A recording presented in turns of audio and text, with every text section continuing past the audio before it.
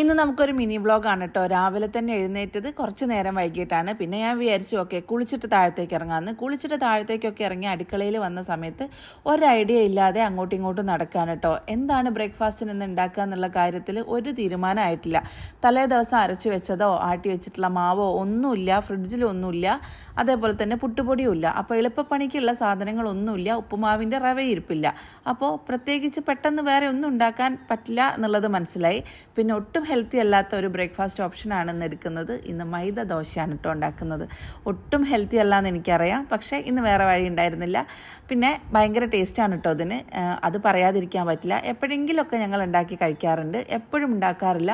മൈദ ദോശയും തക്കാളി തേങ്ങ അരച്ച കറിയും മൈദ ദോശേൻ്റെ കൂടെ ചെറുപയർ കറി, ഇതൊക്കെ നല്ല കോമ്പിനേഷനാണ് കേട്ടോ. അപ്പോൾ വിചാരിച്ചു ഓക്കെ ഇന്നിത് ചുടാം എന്നുള്ള രീതിയിൽ മൈദ എടുത്ത് കുറച്ച് കലക്കി വെച്ചിട്ടുണ്ട്.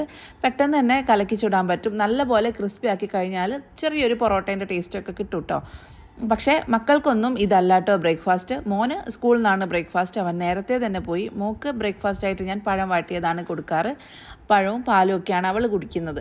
അപ്പോൾ അവൾക്ക് അതൊക്കെ റെഡിയാക്കി. പെട്ടെന്ന് ഈ പരിപാടി ആയതുകൊണ്ട് ഞാൻ വേഗം കലക്കി ചുട്ട് കഴിഞ്ഞു. പിന്നെ മീൻ കറി വെച്ചിട്ട് അത് തന്നെ ഇതിൻ്റെ കൂടെ കോമ്പിനേഷനായിട്ട് കൂട്ടാം. വേറെ കറിയൊന്നും ഉണ്ടാക്കുന്നില്ല എന്നാണ് വിചാരിച്ചത്. അപ്പോൾ അയില കിട്ടിയിട്ടുണ്ടായിരുന്നു മീൻ. അപ്പോൾ ഞാൻ വേഗം അത് തേങ്ങ അരച്ചിട്ട് അതൊരു കറി വെക്കാമെന്ന് വിചാരിച്ചു. അത് മാത്രമല്ല എനിക്കിന്ന് ഒരുപാട് അയൺ ചെയ്യാനുണ്ട്. ഞാൻ കുറേ ദിവസങ്ങളായിട്ട് ഒന്നും അയൺ ചെയ്യാതെ ഇങ്ങനെ കൂട്ടി വെച്ചിട്ടുണ്ട്. അപ്പോൾ ആ പരിപാടികളൊക്കെ ഒന്ന് ചെയ്ത് തീർക്കണമെങ്കിൽ കുറച്ചധികം സമയം വേണം. അപ്പോൾ നേരത്തെ തന്നെ ഈ മീൻ കറിയൊക്കെ വെച്ച് കഴിഞ്ഞാൽ ഉച്ചത്തേക്കുള്ള ലഞ്ചിനും കൂടെ അത് തന്നെ ഉണ്ടാവുമല്ലോ എന്ന് വിചാരിച്ച് ഞാൻ വേഗം ആ പരിപാടികളൊക്കെ ചെയ്തു വെച്ചു. അപ്പോഴത്തേക്ക് ഇതാ മോൾ എഴുന്നേറ്റ് കരച്ചിൽ കേൾക്കുന്നുണ്ട് കേട്ടോ. അപ്പോൾ അവളെ എടുക്കാൻ വേണ്ടിയിട്ട് സന്ധ്യയുടെ മുകളിലേക്ക് പോയിട്ടുണ്ട്. ഇന്ന് ഒട്ടും നല്ല മൂഡിലല്ല എഴുന്നേറ്റ് വരുന്നതെന്ന് രാവിലത്തെ ഒച്ചപ്പാടും ബഹളമൊക്കെ കേട്ടാൽ തന്നെ അറിയാം. അപ്പോൾ അതേപോലെ തന്നെ വിചാരിച്ച പോലെ തന്നെ ഇന്ന് കരച്ചിലൊക്കെ ആയിട്ടാണ് വന്നിരിക്കുന്നത്. അപ്പോൾ അവളെയൊക്കെ ഒന്ന് സെറ്റാക്കാൻ എന്തായാലും കുറച്ച് സമയം വേണം. അവളെ കുളിപ്പിച്ചൊക്കെ സെറ്റാക്കിയിട്ടുണ്ട്. ഇന്ന് ക്ലാസ്സിൽ കൊണ്ടുവിടുകയും വേണം.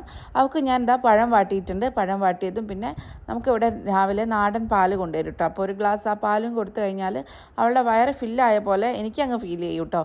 പിന്നെ ദോശ അങ്ങനെയുള്ള ഐറ്റംസൊക്കെ ആണെങ്കിൽ അവൾ നമ്മുടെ ബ്രേക്ക്ഫാസ്റ്റിന് കഴിക്കും. പുട്ടൊക്കെ ആണെങ്കിൽ ഞാൻ ഇതേപോലെ പഴം വാട്ടോ അല്ലെങ്കിൽ റാഗി കാച്ചി കൊടുക്കും, അങ്ങനെയൊക്കെ എന്തെങ്കിലുമാണ് ചെയ്യുക. പിന്നെ അവളെ സ്കൂളൊക്കെ കൊണ്ടുവിട്ട് ഫ്രിഡ്ജിൽ കുറച്ച് ഉപ്പുമാവ് ഉണ്ടായിരുന്നു, സേമിയ ഉപ്പുമാവ്, അതും കൂടെ ചൂടാക്കി ഞങ്ങളൊക്കെ കഴിച്ചു കേട്ടോ. അപ്പോൾ അത്രയേ ഉള്ളൂ. അടുത്ത വീഡിയോയിൽ വീണ്ടും കാണാം. ബൈ.